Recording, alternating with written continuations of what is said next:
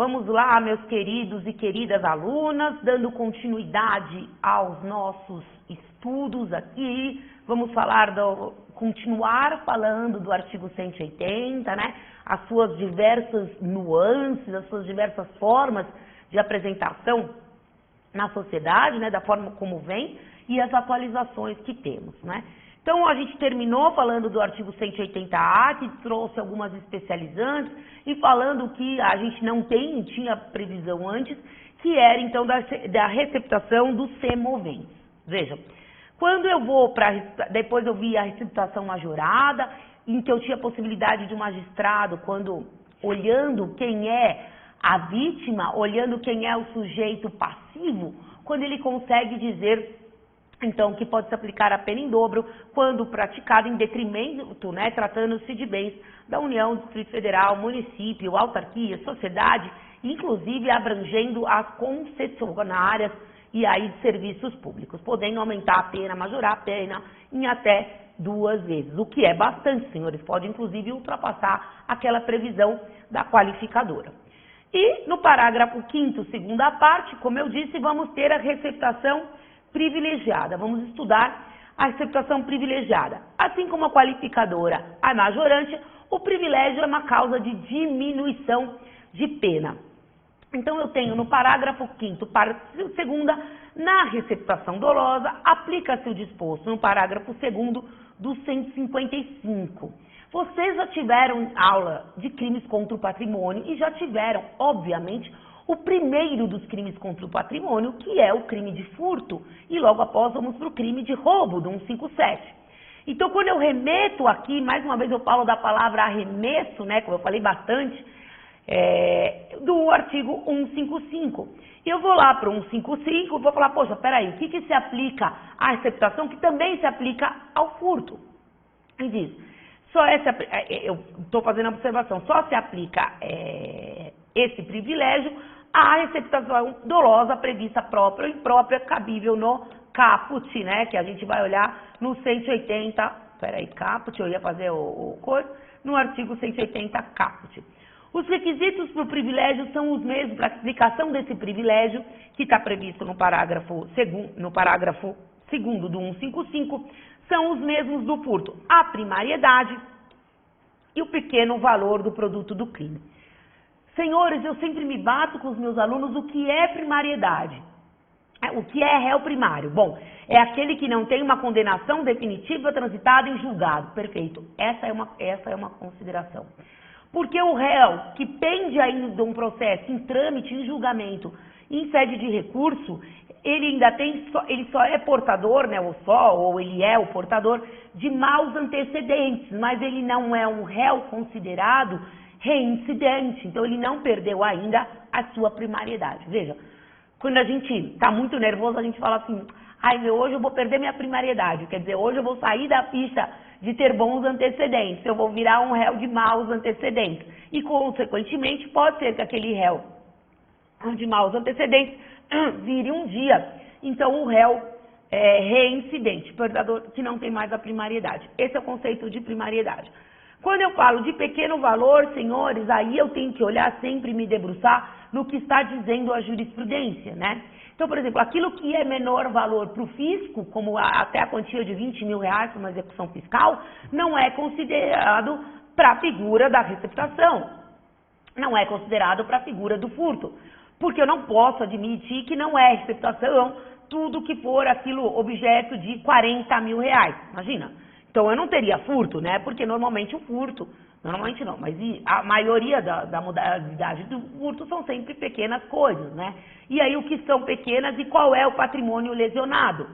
E se a outra pergunta, esse pequeno valor se aplica a bens públicos ou bens públicos são princípio da legalidade, da moralidade, da efetividade, que é aquele limpe da administração pública, né, legalidade e moralidade, sei lá o que era, né, já nem lembro mais.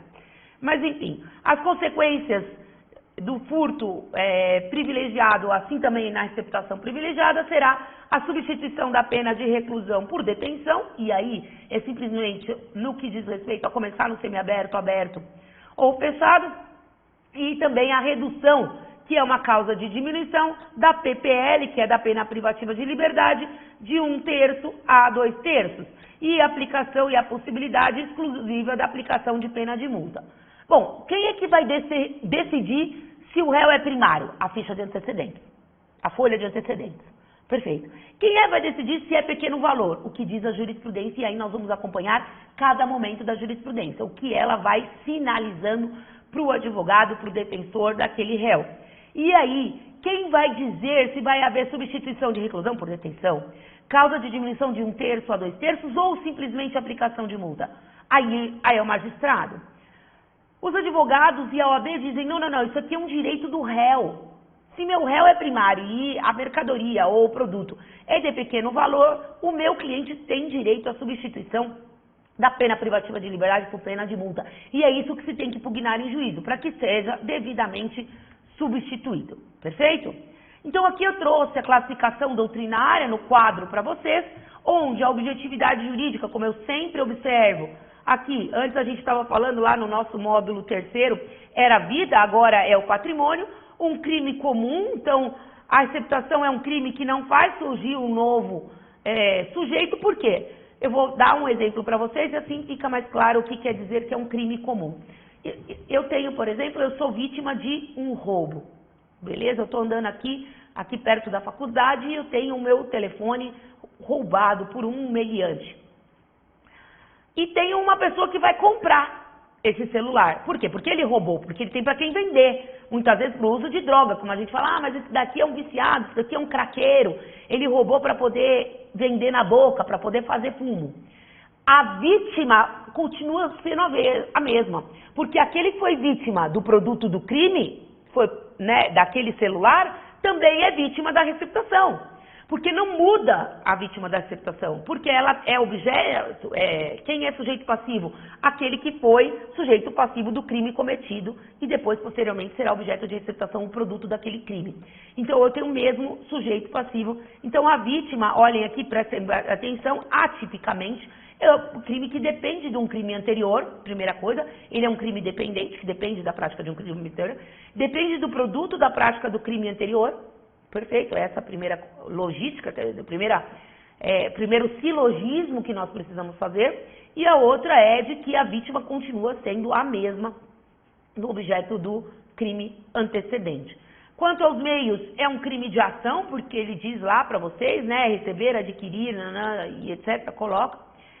E também um crime instantâneo nas duas modalidades e permanente quando você diz guardar, ter consigo. Essas são classificações doutrinárias, classificações que não se discute muito, classificações que podem ser objeto de uma prova de concurso ou de um exame, eventualmente, de um exame oral. Mas não é aquela classificação que a gente vai ficar discutindo na advocacia e na própria pós-graduação, que não é o meio para isso. Vamos para a receptação culposa, como eu disse para os senhores, esse é um dos delitos contra o patrimônio que admite a modalidade culposa e ele diz: adquirir ou receber que, por sua natureza ou desproporção, entre o valor, e aí o valor é o quê? O que você pagou, e o preço é o preço médio, que é aquele que deveria saber, então eu sei que eu não compro um iPhone 13, por exemplo, estou dando um exemplo aí hipotético, eu não compro um iPhone 13 por R$500, correto? Ou pela condição de quem oferece, ou também eu sei que uma pessoa, infelizmente que hoje temos tantos indigentes, ou pessoas que estão aí arrastadas e jogadas pela rua, pelos temporais, eu observo e tristemente tenho que saber, eu sei que ele não vai me oferecer um iPhone 13, porque ele não tem onde morar, que ele não vai me oferecer um Samsung A50, Galaxy+, enfim, estou dando aí a diversidade para falar que eu não estou fazendo propaganda, Deve presumir-se obtida por meio criminoso. Aí o deve presumir-se, vamos colocar aqui, que eu talvez tenha uma culpa consciente, aquele que talvez eu deveria saber que era objeto de crime, correto? E eu posso adquirir ou receber, mas eu não tenho o dolo, nem eventual e nem aquela obrigação como comerciante. Eu sou professora de direito. Eu não sou obrigada a saber, por exemplo, se me oferecerem um iPhone por 4.000, que aquilo é objeto de crime.